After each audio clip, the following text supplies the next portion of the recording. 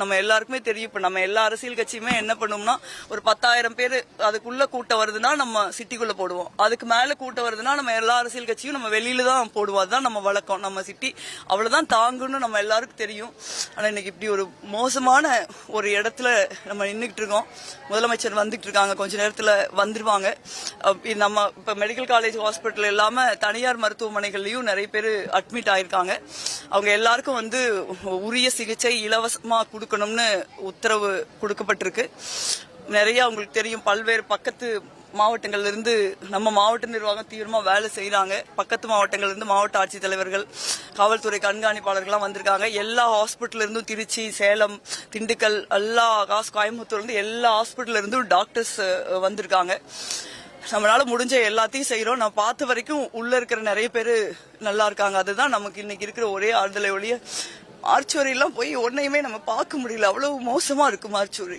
இப்படி ஒரு மார்ச்சுவரி நம்ம பார்த்திருக்கவே மாட்டோம். குழந்தைகள் இறந்திருக்காங்க. அதெல்லாம் பாத்தீங்கன்னா ஒரு குழந்தை எல்லாம் அப்படியே மயிலிறகு மாதிரி படுத்திருக்காது. இறந்த நேரத்துல ஒரு பிளட் ஸ்ட்ரெயின் மட்டும் இருக்கும். அது அத்தமே இருக்குது ஒழிய அது தூங்குற மாதிரி தான் இருக்கு. அதனால ரொம்ப இங்க ஒரே கதறெல்லாம் இருக்கு. நம்மளால ஆறுதலே சொல்ல முடியாது போல இருக்கு. நான் எங்க அம்மா இறந்த அன்னைக்குதான் இவ்வளவு பெரிய துக்கத்தை நான் அனுபவிச்சிருக்கேன். இன்னைக்கு நம்மளால ஒண்ணுமே நம்மளுக்கு என்ன பண்றது தெரியல. எல்லாருமே அம்மாக்கள், சகோதரர்கள் நமக்கு தெரிஞ்சவங்களா எல்லாம் உட்காந்து அழுதுகிட்டு இருக்காங்க. இவ்வளவு பெரிய எண்ணிக்கையில ஊரே ஓரஞ்சு போயிருக்கு. நம்ம இங்க இருக்கிற மாதிரி ஊருக்கு வெளியில இருக்கிறவங்க மனநிலையும் இதே மாதிரிதான் இருக்கும்.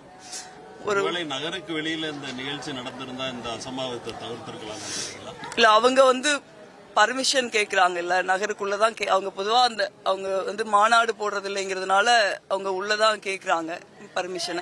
அதுல எது பெரிய இடமோ அதுதான் குடிப்பா. அந்த இடத்துல நீங்க எல்லா பக்கம் நிக்கலாம். நீங்க ரவுண்டானா நிக்கலாம், ஈரோடு ரோடு நிக்கலாம், கோயம்புத்தூர் ரோடு நம்ம நிக்கலாம்.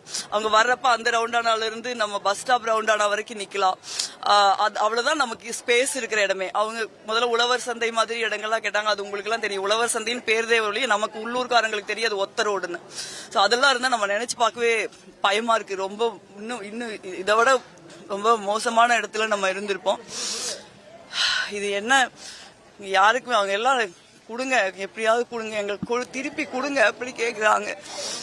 திருப்பி கொடுக்க முடியும். முதல்வர்கிட்ட நீங்க தொகுதி எம்பியா வைக்கக்கூடிய கோரிக்கை என்னவா இருக்கும்? இனி வருங்காலத்துல இந்த மாதிரி விபத்துகள் தவிர்த்து இல்ல, இந்த மாதிரி சிட்டிக்குள்ள போய் இந்த மாதிரி ஒரு நம்ம ஊர் மாதிரி இன்னும் நிறைய சின்ன சின்ன சிட்டிகள் இருக்குல்ல, நம்ம ஊர் மாதிரி இப்ப கரூர் மாதிரி இனிமே நம்ம ஊர்ல நம்ம மக்களுக்கு நடந்தது இனிமே நம்ம ஊர்ல நம்ம தமிழ்நாட்டுல யாருக்கு நடக்க விடாம பாத்துக்கணும்.